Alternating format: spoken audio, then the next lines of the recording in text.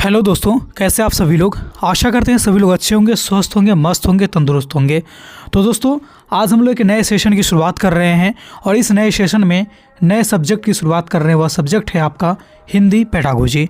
आज के इस सेशन के माध्यम से हम सभी लोग हिंदी पेडागोजी को स्टार्ट कर रहे हैं, शुभारंभ कर रहे हैं और आपको चैप्टर वाइज क्रमबद्ध रूप से टॉपिक वाइज आपको प्रैक्टिस सेट के माध्यम से सारे कंसेप्ट हम करवाएंगे। ठीक है, आप लोगों का बहुत सारा डिमांड था कि सर हिंदी पेडागोजी को लेकर के आइए, तो प्रैक्टिस सेट आपके सामने उपस्थित है। ठीक है, और जो टॉपिक है ना हमारा वह है भाषा अर्जन और भाषा अधिगम। ये सिर्फ एक प्रैक्टिस सेट एमसीक्यू का ही नहीं है, बल्कि आप ऐसे समझ सकते हैं कि एमसीक्यू के माध्यम से आपको पूरा का पूरा कंसेप्ट ही क्लियर करवाया जाएगा और आपके एग्जाम में जो भी क्वेश्चन बनेंगे ना वो यहीं से बनेंगे, इससे आगे एक भी क्वेश्चन देखने को नहीं मिलेंगे। भाषा अर्जन और भाषा अधिगम की बात करेंगे तो आपके हिंदी में इससे 2 क्वेश्चन देखने को मिलेंगे। संस्कृत जिनका होगा वहाँ भी 2 क्वेश्चन और अंग्रेजी जिनका होगा वहाँ भी 2 क्वेश्चन, यानी कि एक स्टूडेंट के पास 2 लैंग्वेज पेपर होता है। ठीक है, एक फर्स्ट और एक 2, तो दोनों में आपको 2-2 नंबर को देखने को मिलेंगे। अंतर बस इतना रहेगा कि हिंदी में ये बातें हिंदी में रहेगी, संस्कृत वालों की संस्कृत में रहेगी और इंग्लिश वालों के लिए इंग्लिश में रहेगी। कंसेप्ट एक ही रहेगी। ठीक है, तो दोस्तों आप लोगों का बहुत डिमांड था कि सर हिंदी पेडागोजी को लेकर आइए, हिंदी पेडागोजी को लेकर आइए। बहुत घबरा रहे थे आप लोग, तो आपके सामने मैं उपस्थित हूँ। कहते हैं कि कौन कह रहा है कि टूटे हमारे जज्बात हैं, कैसे मान लो कि गमों का सौगात है, बस शिद्दत से एक बार मेहनत करने की ही तो बात है, फिर असफलता की क्या औकात है। क्यों परेशान थे आप लोग, पता नहीं हिंदी पेडागोजी के लिए, क्या परेशान होने के लिए बनी दिन और रात है। जब पहुंच ही गए हैं आप सभी लोग सीटेड बाय रोशन चैनल पे, तो फिर घबराने की क्या बात है। जी हाँ दोस्तों, सही सुना आपने कि जब आप लोग यहाँ पर पहुँच ही गए हैं ना तो आपको घबराने की बात नहीं है। और चलिए फटाफट हम लोग एक नए सेशन की शुरुआत करते हैं। आपके सामने पहला क्वेश्चन है हिंदी पेडागोजी का कि भाषा अर्जन से क्या आश्रय है। देखिए, भाषा अर्जन और भाषा अधिगम, भाषा अर्जन और भाषा अधिगम दोनों 2 चीज़ होते हैं। ठीक है, भाषा अर्जन एक जन्मजात क्षमता होती है और भाषा अधिगम की बात करेंगे ना तो ये सीखा जाता है। ठीक है, भाषा अर्जन के माध्यम से ही भाषा अधिगम सीखा जाता है, लेकिन ये जो है ना जन्मजात क्षमता होती है और वातावरण में सीखा जाता है। आपके सामने ऑप्शन है कि विद्यालय में व्याकरण सीखना, बी कह रहा है कि स्वाभाविक भाषा को स्वाभाविक वातावरण में बिना औपचारिक शिक्षण से सीखना, सी कह रहा है कि भाषा के नियम को रटकर सीखना और डी कह रहा है कि अनुवाद करना। तो आप पाएंगे कि भाषा अर्जन का जो आश्रय है ना वो व्याकरण सीखना बिल्कुल भी नहीं है, रटना बिल्कुल भी नहीं है, अनुवाद करना बिल्कुल भी नहीं है। इसका जो आशय है वह है भाषा को स्वाभाविक वातावरण में बिना औपचारिक शिक्षण से सीखना। आपके सामने जो ऑप्शन हो जाएंगे ना, आपके सामने जो ऑप्शन हो जाएंगे वह है ऑप्शन नंबर बी हो जाएंगे। ठीक है, आपके सामने सही ऑप्शन क्या हो जाएंगे, बी हो जाएंगे। दूसरा क्वेश्चन है कि बालक द्वारा मातृभाषा सीखने की प्रक्रिया मुख्यतः किस पर आधारित होती है। मातृभाषा सुन करके आप लोगों के मन में एक ही बात याद आता होगा कि मातृ का मतलब क्या है। मातृ का मतलब क्या है, माता, यानी माँ से सीखा हुआ भाषा। ठीक है, तो ऐसा कोई जरूरी नहीं है कि जो बच्चे की माता नहीं होती है उनकी मातृभाषा नहीं होती है। ये एक नाम है मातृभाषा। मातृभाषा कहने का मतलब ये हुआ कि बच्चे की घर परिवार की भाषा, बच्चे की उस परिवेश की भाषा जहाँ पे वो बच्चा जन्म लेता है। ठीक है, तो इसके सीखने की प्रक्रिया में मुख्यतः किस पर आधारित होती है ये चीज़ें। क्या ये अभ्यास और पुनरावृत्ति पे आधारित होती है या दंड और पुरस्कार पे। ये तो काट दीजिए, दंड पुरस्कार होगा ही नहीं। पाठ्य पुस्तक अध्ययन से, ये पाठ्य पुस्तक अध्ययन से आपकी मातृभाषा नहीं सिखाई जाती है, बल्कि कामकाज की भाषा, राजकीय भाषा सिखाई जाती है, राजभाषा। ठीक है, तो मातृभाषा जो सीखने की मुख्यतः प्रक्रिया है ना वह है सामाजिक अंतर्क्रिया से, क्योंकि मैंने आपको अभी जस्ट बताया कि मातृभाषा उसको बोलते हैं जिस परिवेश में बच्चा जन्म लिया है, यानी जिस समाज में बच्चा जन्म लिया है, जिस समाज में बच्चा पल भर के बड़ा हो रहा है। ठीक है, तो जब उस समाज से अंतर्क्रिया करेगा ना तो मातृभाषा आसानी से सीख पाएगा। इसलिए ऑप्शन नंबर आपके सामने सी हो जाएंगे। ठीक है, तीसरा क्वेश्चन है कि भाषा अधिगम की तुलना में भाषा अर्जन की सबसे प्रमुख विशेषता क्या है। अब आगे ने वो सारे क्वेश्चन, देखिए एक क्वेश्चन दूसरे क्वेश्चन से लिंक है, इसीलिए एक भी क्वेश्चन को मिस करके आगे छड़प करके भागने की कोशिश नहीं करिएगा, नहीं तो आपका एक आध कंसेप्ट ही छूट जाएगा ऐसे में। ठीक है, और मैंने सारे क्वेश्चन का संग्रह लाया है, इसमें आपके 0 लेवल का भी क्वेश्चन है और हाई लेवल का भी क्वेश्चन है, यानी इसलिए ऐसे लाया है ताकि आपका ये जो कंसेप्ट है ना अधिगम और अर्जन वाला भाषा का ये पूरा कंप्लीट हो जाए और आपके एग्जाम में एक भी क्वेश्चन इससे छूटेंगे नहीं। चूँकि 2 नंबर पूछेंगे आपके हिंदी में, 2 नंबर अंग्रेजी में, 2 नंबर संस्कृत में, तो एक भी क्वेश्चन यहाँ से छूटेगा नहीं। ठीक है, फिलहाल ध्यान दीजिए कि भाषा अधिगम की तुलना में भाषा अर्जन की सबसे प्रमुख विशेषता क्या है। क्या वो विशेषता में सचेत प्रयास आएंगे या स्वाभाविकता आएंगे या नियमबद्धता आएंगे या परीक्षा आधारित सीखना आएंगे। तो आपको मैं एक चीज़ बताना चाहता हूँ कि भाषा अधिगम की तुलना में जो भाषा अर्जन होती है ना, भाषा अर्जन, देखिए भाषा अर्जन जो है ये स्वाभाविक प्रक्रिया है। स्वाभाविक भाषा अर्जन क्या है, स्वाभाविक है, जन्मजात प्रक्रिया है। लेकिन भाषा अधिगम जो है ना ये ऐच्छिक प्रक्रिया आपके मन के ऊपर है। मान लीजिए कि आपको हिंदी आती है, ठीक है, अभी आप सीख रहे हैं हिंदी। क्या आपको जर्मनी आती है क्या? आप कहेंगे नहीं आती है। क्यों नहीं आती है? क्योंकि आपको जर्मनी की ज़रूरत ना पड़ी, इसलिए जर्मन भाषा आपने नहीं सीखा। वही आपको अगर अंग्रेज़ी की ज़रूरत पड़ रही है तो आप अंग्रेजी सीख रहे हैं, इंग्लिश सीख रहे हैं। यानी क्या हुआ ना कि आपके अंदर कोई ना कोई भाषा अर्जित होगा, ये जन्मजात क्षमता है कि आप कोई ना कोई भाषा सीखिएगा। इसको बोला जाता है भाषा अर्जन। लेकिन भाषा अधिगम के अंतर्गत आप अपने आवश्यकता के अनुसार कोई चीज़ों को सीखेंगे, कोई भाषा को अर्जित करेंगे, ये हुआ भाषा अधिगम। ठीक है, तो भाषा अर्जन करना स्वाभाविक प्रक्रिया है, लेकिन भाषा का अधिगम करना जो है ना मानवीय प्रक्रिया है, ये ऐच्छिक प्रक्रिया है। ये आपके मन के ऊपर डिपेंड करता है कि आपको सीखना है कि नहीं। आपके मन के ऊपर डिपेंड करता है कि आप मेरे से पढ़ना है कि नहीं। आप कहीं और भी पढ़ सकते हैं जहाँ आपको अच्छी लगती है। ठीक है, ये कोई मजबूरी नहीं, लेकिन पढ़ना आपके पास मजबूरी है। ये आपको सीखना ना है ना, ये आपकी जन्मजात क्षमता होती है। यही चीज़ें हैं। और कौन बोला था कि भाषा अर्जन जो है जन्मजात क्षमता है? तो वो बोलने वाले नॉम चॉम्स्की हैं। एक मनोवैज्ञानिक का नाम याद रखिएगा, नॉम चॉम्स्की। इन्होंने ही बताया था कि भाषा अर्जन जो है ना जन्मजात क्षमता होती है। इससे रिलेटेड आपको आगे क्वेश्चन भी मिलने वाले हैं। तो फिलहाल इस क्वेश्चन का जो सही आंसर हो जाएगा ना, आपके सामने ऑप्शन नंबर बी हो जाएंगे कि यह भाषा अर्जन जो है एक स्वाभाविक प्रक्रिया होती है। चौथा क्वेश्चन है कि निम्न में से कौन सा कथन भाषा अधिगम से संबंधित है? आपके सामने ऑप्शन है कि शिशु को बोलना सिखाना, घर में संवाद से भाषा सीखना, सी कह रहा है कि कक्षा में व्याकरण नियम सीखना, और डी कह रहा है कि परिवेश से शब्द ग्रहण करना। अब यहाँ पे क्वेश्चन फिर से बैठिए, कह रहा है कि निम्न में से कौन सा कथन भाषा अधिगम से संबंधित है? भाषा का यहाँ पे अधिगम हो रहा है, यानी कि उसको सीखा जा रहा है। ठीक है, यानी सिखाया जा रहा है। तो आप पाएंगे कि इसका जो सही आंसर जाएगा ना, वो जाएगा आपके सामने ऑप्शन नंबर सी कि कक्षा में व्याकरण के नियम सीखना, क्योंकि यहाँ पर बच्चे को सिखाया जा रहा है। अधिगम का मतलब होता है सीखना, वही अर्जन होता तो स्वाभाविक रूप से सीख जाता, लेकिन यहाँ पे स्पेशल रूप से व्याकरण सिखाया जाता। कोई भी बच्चा को देख लीजिए कि शुद्ध बोल लेगा सब, लेकिन शुद्ध नहीं बोल पाएगा। क्यों? शुद्ध वही बोलेगा जो सीख के आया है। क्यों? इसके पीछे रीजन जानते हैं? क्योंकि अर्जित तो कर लिया भाषा, लेकिन भाषा को सीखा नहीं उसने। इसलिए स्त्रीलिंग पुल्लिंग, स्त्रीलिंग को पुल्लिंग बना देता है, पुल्लिंग को स्त्रीलिंग बनाता है, स्त्रीलिंग पुल्लिंग दोनों तो उसको किसी तीसरे जेंडर में ही बना देता है। ठीक है, तो ऐसा इसलिए होता है कि उसने केवल परिवेश में भाषा तो सीख लिया, लेकिन भाषा का अधिगम नहीं किया। अधिगम करेगा तो उसको व्याकरण के नियम सीखना पड़ता है वहाँ पर। ठीक है, इसलिए ऑप्शन नंबर आपके सामने सी हो जाएंगे। तो दोस्तों मैं आपसे कहना चाहता हूँ कि चूँकि ये आज हमारी पहली क्लास है हिंदी पेडागोजी की, तो आप लोग को अच्छी लग रही है ना, तो एक बार सारे के सारे लोग लाइक कर देंगे। आप लोगों के किए हुए लाइक के अनुसार ही हम अपने आप को आंकेंगे कि हमारे पढ़ाने का जो स्टाइल है, चीज़ें हैं, जो हम लोग कौशल है ना, उसको हम कितना आपके लिए उपयोगी है, यूजफुल है। अगर आप लोग की नहीं पसंद कर पाएंगे तो फिर दूसरे स्टाइल में पढ़ाना पड़ेगा, दूसरे चीज़ को लाना पड़ेगा। इसलिए आप सभी के सभी लोगों ने एक बार कमेंट भी कर देंगे कि कैसी लग रही है ये सेशन, अच्छी लग रही है या फिर नहीं अच्छी लग रही है, यूज़फुल है अथवा नहीं है। और सारे के सारे लोग एक बार फटाफट लाइक कर देंगे। जो लोग पहली बार आए हैं ना, सब्सक्राइब कर लीजिए। रोज़ क्लास चलती है, हिंदी का आज से शुरू हुआ है, पेडागोजी वगैरह ऑलरेडी कंप्लीट होने के कगार पे हैं, तो इसलिए हमारे साथ बने रहिएगा। ठीक है, पांचवा क्वेश्चन आपके सामने कि भाषा अर्जन की प्रक्रिया सर्वाधिक प्रभावित होती है किसके माध्यम से? स्मरण शक्ति से, या फिर सामाजिक सांस्कृतिक परिवेश से, लिखित अभ्यास से, शिक्षा प्रणाली से, यानी परीक्षा प्रणाली से। देखिए, परीक्षा प्रणाली से भाषा अधिगम का कोई लेना देना है नहीं। स्मरण शक्ति से भाई भाषा का कोई सर्वाधिक प्रभावित की बात हो रही है, तो प्रभावित होता है, लेकिन उतना प्रभावित नहीं होता है। लिखित अभ्यास से कोई प्रभावित होने की बात है नहीं, क्योंकि बच्चे पहले मौखिक रूप से ही भाषा सीखते हैं। ठीक है, तो उसके लिए पहले मौखिक चाहिए फिर लिखित। यानी कि सामाजिक सांस्कृतिक जो परिवेश है ना, ये भाषा अधिगम को बहुत ज़्यादा प्रभावित करती है। और आपके लिए मैं एक टैग वर्ड बता देता हूँ हिंदी के लिए कि जब कभी भी भाषा की बात होगी ना, तो सामाजिक सांस्कृतिक परिवेश, भाषा सीखने का अवसर, भाषा समृद्ध माहौल, इस तरह का वर्ड आपको दिखे ना, तो उसको आप सीधा टिक कर दीजिएगा, वही उसका सही आंसर होने वाला है। ठीक है, चलिए इस तरह से इस क्वेश्चन का आंसर जो है ना बी हो जाएगा। छठे क्वेश्चन की ओर चलते हैं। नॉम चॉम्स्की के अनुसार भाषा अर्जन संभव होता है। आगे ने वही बात कि नॉम चॉम्स्की कौन सा सिद्धांत दिए थे, उन्होंने ये बताया था कि भाषा का अर्जन होता है, और ये कहने वाले नॉम चॉम्स्की हैं, जो मैंने आपको कुछ देर पहले क्वेश्चन में बताया था। जो लोग वो क्वेश्चन कर करके वापस हो गए होंगे, वो तो ये नहीं समझ पाएंगे इस कॉन्सेप्ट को थोड़ा डीप में। इसलिए मैं आपसे बोलता हूं कि अंत तक बने रहिएगा और एक भी क्वेश्चन मिस नहीं करिएगा, क्योंकि सारे क्वेश्चन एक दूसरे से इंटर रिलेटेड है, मतलब अंतर संबंधित है। ठीक है, चलिए, तो अनुकरण के कारण सीखना, ये भाषा अर्जन का गुण है क्या? या शुद्धिकरण के कारण सीखना, या जन्मजात भाषाई क्षमता के कारण, या अभ्यास के कारण? देखिए, भाषा अर्जन के बारे में मैं आपको एक टर्म बताया था कि भाषा अर्जन की जो क्षमता होती है वो जन्मजात होती है। यानी भाषा को सीखा नहीं जाता है, भाषा को सीखा जाएगा भाषा अधिगम में, लेकिन भाषा का अर्जन की बात जहाँ पर हो जाएगी ना, भाषा और अर्जन, तो अर्जन की बात जहाँ पर आ जाएगी ना, तो समझ जाइए कि ये जन्मजात क्षमता है। ठीक है, कि भाषा अर्जित करवे करेगा कोई। सजीव निर्जीव गलत बोल दिए हम, कि सजीव में जैसे मानव के अलावा भी बहुत सारे जीव हैं जो अपनी एक एक लैंग्वेज प्रकट करते हैं। जैसे कुत्ता की बात करें, वो भौंकेगा, मतलब सारे कुत्ते भौंकेंगे, उसकी जन्मजात क्षमता है।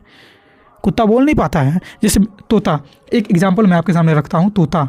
ठीक है, तोता वो जो उसका एक स्वाभाविक आवाज़ होती है ना, वो सारे तोता बोलते हैं, लेकिन उसी में कोई मीठू मीठू बोलने लगता है, कोई सीताराम बोलने लगता है, तो वो अर्जित किया, वो अर्जित गुण था, लेकिन उसको वो अधिगम में परिवर्तित कर दिया। जैसे सीताराम कोई बोल दिया, कोई सुग्गा, कोई तोता, तो क्या है कि उसको सिखाया गया है, उसका स्वाभाविक आवाज़ नहीं है। वो स्वाभाविक आवाज़ जो है वो तो सभी तोता का समान है, लेकिन ये सीखा हुआ है, ठीक है। तो इसको बोलते हैं भाषा अधिगम, और जो उसका स्वाभाविक आवाज़ है उसको बोलेंगे भाषा अर्जन। तो भाषा अधिगम और भाषा अर्जन बहुत इंपॉर्टेंट है, इसको VVI लगा ले लीजिए। इस दोनों कंसेप्ट को आपको समझना बहुत ज़रूरी है। साथ ही साथ नोम चॉम्स्की नामक मनोवैज्ञानिक का भी नाम याद रखिएगा कि इन्होंने ही बताया था कि भाषा अर्जन जो है ना जन्मजात क्षमता होती है। ये 3 चीज़ आपको ध्यान में रखना है। चलिए 7वें क्वेश्चन की ओर, कि भाषा अर्जन उपकरण यानी LAD का संबंध किस सिद्धांत से है? क्या ये व्यवहारवादी है, संरचनावादी है, जन्मजात सिद्धांत है या प्रयोजनवादी है? पहले तो आप ये बताइए ना कि भाषा अर्जन कैसा है। तो भाषा अर्जन जब जन्मजात है तो ये सिद्धांत भी तो जन्मजात होंगे ना, ये सिद्धांत भी तो जन्मजात होंगे ना, दोनों एक दूसरे से रिलेटेड हैं। अब आपके एग्जाम में मान लीजिए कि भाषा अर्जन न दे करके सीधा पूछ दे कि उपकरण LAD का संबंध किससे है, आप पिछले क्वेश्चन को देख करके भाग गए होंगे, ये क्वेश्चन देखे नहीं, तो आप कैसे जवाब दीजिएगा कि जन्मजात सिद्धांत से है? क्योंकि भाषा अर्जन यहाँ पर अगर हटा दिया, क्वेश्चन से सीधा दे दिया कि उपकरण LAD का संबंध किससे है, तो आप जाने रहिएगा तभी ना कि उपकरण LAD जो है वो भाषा अर्जन से संबंधित है। अब भाषा अर्जन से संबंधित है मतलब जन्मजात सिद्धांत होंगे, ठीक है। चलिए इस तरह से 8वें क्वेश्चन की ओर बढ़ते हैं कि भाषा अधिगम में शिक्षक की भूमिका क्या होती है? क्या वे मूक दर्शक होते हैं यानी चुपचाप देखने वाले होते हैं, या सह अर्जक होते हैं यानी साथ साथ सीखने वाले होते हैं, या मार्गदर्शक एवं प्रशिक्षक होते हैं, या केवल परीक्षक होते हैं? केवल वाला तो पहले ही काट दीजिए, ठीक है। देखिए मैं आपको जितने दिन क्लास करवाया हूँ ना, लगभग ऐसा क्वेश्चन प्रत्येक दिन आया है कि एक शिक्षक की भूमिका कैसी होती है कक्षा कक्ष में।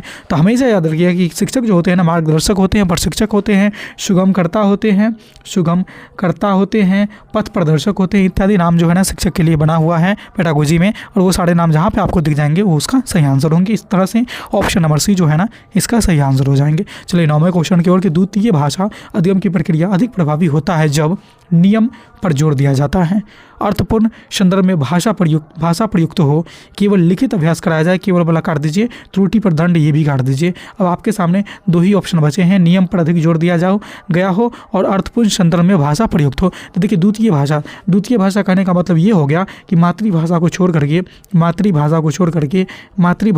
करके जो भी भाषा बच्चे अपने स्वेच्छा के लिए, अपने आवश्यकता के लिए, अपने जीवन यापन करने के लिए, अपने ज़रूरत के लिए सीखते हैं ना, उसको द्वितीय भाषा के अंतर्गत रखते हैं, ठीक है। तो द्वितीय भाषा का मतलब यही होता है कि अर्थपूर्ण संदर्भ में भाषा प्रयुक्त हो, वैसी भाषा का चयन किया जाता है जो हमारे लिए उपयोगी है। मान लीजिए कि आपकी मतलब मातृभाषा भोजपुरी है, सपोज करिए, ठीक है, या फिर मान लीजिए कि मैथिली है, जैसे कि हम लोग मिथिला रीजन से आते हैं तो हम लोग की मातृभाषा एक तरह से मैथिली है, ठीक है। तो बिहार से है तो मैथिली है, और यूपी तरफ चले जाइए या फिर बिहार के ही उधर पश्चिम तरफ चले जाइए तो मान लीजिए आपकी भाषा भोजपुरी है। तो आप हिंदी भी समझ रहे हैं, क्यों? क्योंकि आपको हिंदी की ज़रूरत है, इसलिए आपने द्वितीय भाषा हिंदी सीखा।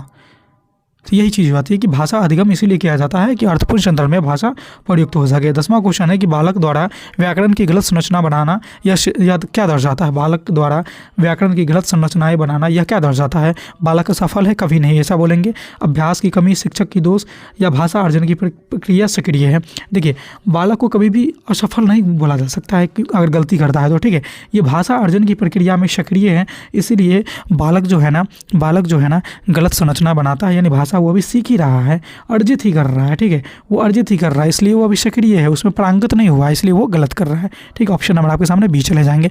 11वां क्वेश्चन है कि भाषा अर्जन में त्रुटियां मानी जाती हैं और सफलता का संकेत कभी भी नहीं माना जाएगा। सीखने में बाधा कभी नहीं होता है, अनुशासनहीनता भी नहीं होता है, ये स्वाभाविक विकास का भाग है। किसी भी चीज़ में अगर आप त्रुटि कर रहे हैं तो वो सीखने की वो एक क्या बोलते हैं मापन है, यानी सीखने की सफलता को दर्शाता है और सफलता को नहीं दर्शाता है कि वो सीखने में जो कठिनाई आ रही है उसको एक माप करता है त्रुटि, ठीक है। ये एक स्वाभाविक प्रक्रिया है और ये एक विकास का भाग होता है, ठीक है। इसीलिए आपके सामने ऑप्शन जो है ना सी नंबर स्वाभाविक विकास का भाग, ये इसका सही आंसर जाने वाले हैं। 12वां क्वेश्चन है कि निम्न में से कौन सा भाषा अधिगम का उदाहरण है? आपके सामने ऑप्शन है कि बालक का बोलचाल सीखना, बी कह रहा है कि लोकगीत सुनकर भाषा सीखना, सी कह रहा है कि हिंदी व्याकरण की कक्षा में लाना, और डी कह रहा है कि परिवार में संवाद कराना। देखिए भाषा अधिगम का उदाहरण है, यानी भाषा का अधिगम कराया जा रहा है। तो आप एक बात बताइए कि भाषा का का अधिगम है, अर्जन तो है नहीं, अर्जन तो है नहीं। भाषा अगर अर्जन होता तो वो परिवार में ही सीख जाता, लेकिन अधिगम कराया जाए यानी कोई खास भाषा सिखाया जाएगा, होगा ना इसका, यानी कोई खास भाषा जब सिखाया जाएगा तो उसको उस कक्षा में लाना होगा। इसीलिए हिंदी व्याकरण की कक्षा में लाना। अगर यहाँ पे अंग्रेजी की भाषा सिखाया जाएगा तो अंग्रेजी ग्रामर की कक्षा में ले जाता उसको लोग, ठीक है। तो इस तरह से आप पाएंगे ऑप्शन नंबर जो सी है ना, इसका राइट आंसर हो जाएंगे। 13वां क्वेश्चन है कि भाषा अर्जन मुख्यतः किस आयु में तीव्र होता है। इसको आप VVI लगा लीजिए, इसको आप VVI लगा लीजिए कि भाषा अर्जन जो है ना किस आयु में सबसे तीव्र होता है। क्या 0 से 6 वर्ष है, या 7 से 12 वर्ष है, या 13 से 18 वर्ष है। तो आप पाएंगे कि भाषा अर्जन की जो मुख्यतः किस आयु में सबसे तीव्र होती है ना, वह है आपके सामने 0 से 6 वर्ष, 0 से 6 वर्ष। यानी कि इसमें से अगर जीन पियाजे के अनुसार बात करेंगे तो शैशवावस्था 0 से 2 वर्ष के बाद होती है, और 2 से 6 जो होती है ना उत्तर पूर्व बाल्यावस्था। तो जीन पियाजे के अनुसार अगर बात करेंगे ना तो इसका स्टेज हो जाएगा पूर्व बाल्यावस्था, पूर्व बाल्यावस्था। इसकी उम्र होती है 2 से लेकर 6 वर्ष की, ठीक है। अगर क्वेश्चन में जीन पियाजे की चर्चा नहीं हो तब ये नहीं मारिएगा, सीधा अगर पूछा जाएगा कि अर्जन की सबसे तीव्र आयु क्या है ना, वो हो जाएगा 0 से 6। अगर जीन पियाजे के अनुसार पूछेगा तो आप ये मारिएगा 2 से 6, ठीक है। दोनों बात मैं आपको एक ही कंसेप्ट से बता दिया हूँ कि भाषा अर्जन का जो सबसे तीव्र आयु होती है ना 0 से 6 वर्ष की होती है, यानी 2 से 6 वर्ष की होती है। इसी उम्र में बच्चा को बोला जाता है, बोलो बच्चा पापा तो बोलेगा पापा, बोलो बच्चा दादा तो बोलेगा दादा, ठीक, बोलो बच्चा कौवा तो बोलेगा कौवा। यही उम्र है वो 0 से 6 वर्ष वाले। 14वां क्वेश्चन की ओर बढ़ते हैं कि भाषा अधिगम की प्रक्रिया अधिकतर होती है कब। अवचेतन स्तर पे, सहज रूप से, सचेत प्रयास से, अनायास से। देखिए अनायास से तो होगा नहीं, अवचेतन में भी होगा नहीं, और सहज रूप से होते हैं और सचेत प्रयास से। इन दोनों में से कौन सा ऑप्शन होगा, तो इन दोनों में से जो ऑप्शन होगा ना वो हो जाएगा सचेत प्रयास से। यानी कि आप ढंग से उसको सीखने का प्रयास करिएगा ना तब जाकर के भाषा अधिगम जो है अधिकतर होती है। सहज रूप से तो कोई भी चीज़ सहज रूप से तो मिलता नहीं है, इतनी आसानी से मिल जाता तो फिर इतनी मेहनत करने की ज़रूरत क्या थी। तो सहज रूप से तो कोई भी चीज़ होती नहीं है, तो थोड़ा सा प्रयास करने से होता है। और सचेत का मतलब क्या है कि सही डायरेक्शन में प्रयास करने से, ठीक है। चलिए 15वां क्वेश्चन है कि कक्षा में भाषा अर्जन को बढ़ावा देने के लिए शिक्षक को क्या चाहिए। शिक्षक को क्या चाहिए कि अधिक नियम रटवाए, कभी नहीं, संवादपरक वातावरण बनवाए, केवल लिखित कार्य दे नहीं, त्रुटि को बार बार रोके नहीं। देखिए जब कभी भी संवादशील वातावरण उसको सामने रखा जाएगा ना बालक के सामने, या उसके उस परिवेश में डाला जाएगा जहाँ पे बात विचार की ज़्यादा अवसर मिल रहा हो, ठीक है, तो वहाँ पे बच्चे का क्या है कि भाषा अर्जन बढ़ता है। इसलिए ऑप्शन नंबर आपके सामने बी इसका सही आंसर होगा। 16वां क्वेश्चन है कि निम्न में से कौन सा कथन सही है। आपके सामने ऑप्शन है भाषा अर्जन केवल विद्यालय में होता है, भाषा अधिगम केवल घर में होता है, भाषा अर्जन स्वाभाविक प्रक्रिया है, भाषा अधिगम अवचेतन में होता है। देखिए केवल जो लग गया ना इसको काट दीजिए, और अधिगम घर में नहीं होता है, अधिगम नहीं होता है घर में बस बच्चे भाषा की अर्जित करते हैं जो जन्मजात क्षमता होती है, इसलिए ये भी नहीं होगा। और भाषा अधिगम अवचेतन में नहीं होता है, सचेतन में होता है, ठीक है, इसलिए ये भी नहीं होगा। तो आपके सामने एक ही बच गया कि भाषा अर्जन स्वाभाविक प्रक्रिया। और ये कहने वाले मनोवैज्ञानिक कौन है, आप हमें कमेंट के माध्यम से बताएंगे कि कौन से ऐसे मनोवैज्ञानिक हैं जिन्होंने ये सिद्धांत दिया, ये बातें कही कि भाषा अर्जन जो है ना वो एक मतलब स्वाभाविक प्रक्रिया है। क्या वो कहने वाले कौन से मनोवैज्ञानिक हैं वो आप हमें बताएंगे। क्या वो जीन पियाजे हैं, या वाइगोत्स्की हैं, या चॉम्स्की हैं, या फिर आप कहेंगे स्किनर हैं। इन चारों में से आप हमें कमेंट के माध्यम से बताइएगा। अभी मैंने इसी सेशन में आपको बताया हूँ कि भाषा अर्जन जो है स्वाभाविक प्रक्रिया होती है, जन्मजात क्षमता होती है। ये कहने वाले मनोवैज्ञानिक कौन हैं, क्या वो जीन पियाजे हैं, स्किनर हैं, या चॉम्स्की हैं, या कोहलबर्ग हैं। इनमें से आप बताएंगे कि चारों में से कौन से मनोवैज्ञानिक, आप हमें कमेंट के माध्यम से अभी बताएंगे। अगर ये चीज़ आप कमेंट करते हैं ना, अगर गलत भी हो जाती है तो आप पीछे वो वीडियो मतलब वो क्वेश्चन पे जाकर के देख लीजिए, आपके लिए ये चीज़ हमेशा अस्थायी हो जाएगी, कभी आप भूल नहीं पाएंगे। कमेंट कर दीजिए कि वो मनोवैज्ञानिक कौन है जिन्होंने कहा था कि भाषा अर्जन जो है ना एक स्वाभाविक प्रक्रिया है, एक जन्मजात क्षमता होती है। फटाफट कमेंट करिए, फिर आगे देखिएगा। चलिए 17वें क्वेश्चन की ओर बढ़ते हैं कि 17वां क्वेश्चन है कि दूसरी भाषा सीखते समय मातृभाषा का प्रभाव क्या कहलाता है। क्या यह अवरोध देता है, आप कहेंगे नहीं।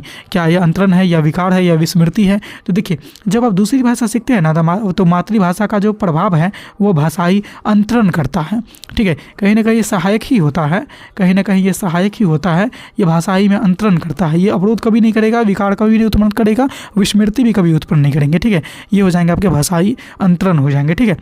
18वां क्वेश्चन है कि भाषा अर्जन में सर्वाधिक महत्वपूर्ण तत्व कौन है। क्या वो पाठ्यक्रम है, या परीक्षा है, या अर्थपूर्ण संप्रेषण है, या व्याकरण अभ्यास है। देखिए भाषा का अर्जन हो रहा है, भाषा यहाँ सीखा नहीं जा रहा है, अधिगम नहीं जा रहा है, यहाँ पे भाषा का अर्जन हो रहा है। तो भाषा का अर्जन हो रहा है ना, तो यहाँ पर जो सबसे अच्छा जो होगा ना वो हो जाएगा अर्थपूर्ण संप्रेषण।